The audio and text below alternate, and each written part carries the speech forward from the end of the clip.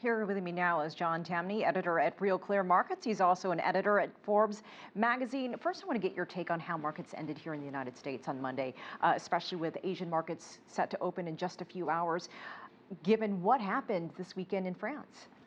You know, I think ultimately people realize that markets are stock markets in particular, are the most powerful force in the world. They're more powerful than nuclear weapons.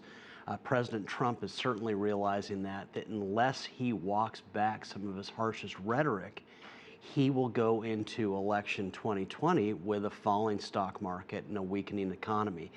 Trade is what enriches us. It's what always leads to better economic growth. Trump is running on a booming economy. You cannot do this while having a trade war going on with one of the largest markets and growing economies in the world, which is China. So what do you think he was spooked by Friday's downturn, the volatility, trying to turn things around, putting a positive spin at the G7? I mean, you also had all these other leaders pulling him aside and saying, hey, we need to get serious about this. Yeah, I think he was pulled aside, but I think the Friday markets were the bigger thing for him. He's slowly realizing that the only closed economy is the world economy. Somehow it got into his head that the Chinese were just selling to the American people and that there was no back and forth. But in fact, Apple sells 1/5 of its iPhones in China. There are 3,400 Starbucks in China on the way to 7,000. GM sells more cars in China than it does in North America. This is a huge market for some of our most important companies.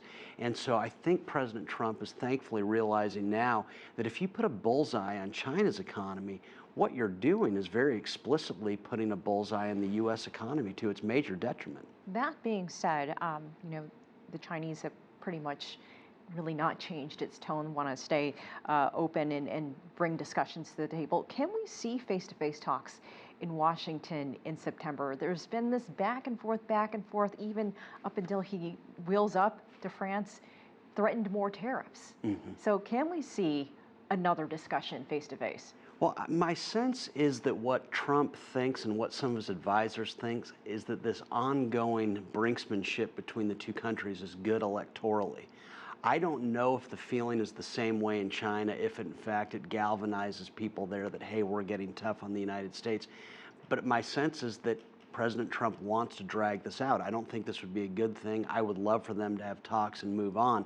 In my perfect world, the talks would take place in Shanghai. I think the president has to realize, he has to see up close what a remarkable story is China.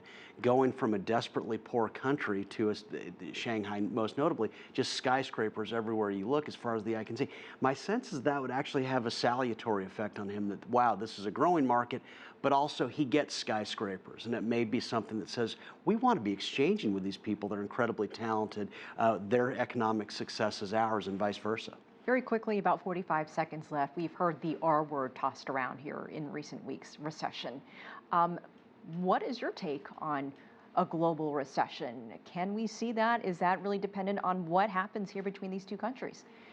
You could see it certainly if we continued down this path where basically both sides decided to put up barriers. But let's never forget that thankfully we're too far gone in favor of trade among countries. There's so much interconnectedness between the U.S. and China and producers there. And this describes the rest of the world that it'd be really hard to reverse this. And the markets are saying that right now. If you go too far back, you just can't go down that road. So I don't feel like this is going to lead to a recession. I just think it's led to needless worry, but we're eventually going to pull back from it because you really have no choice.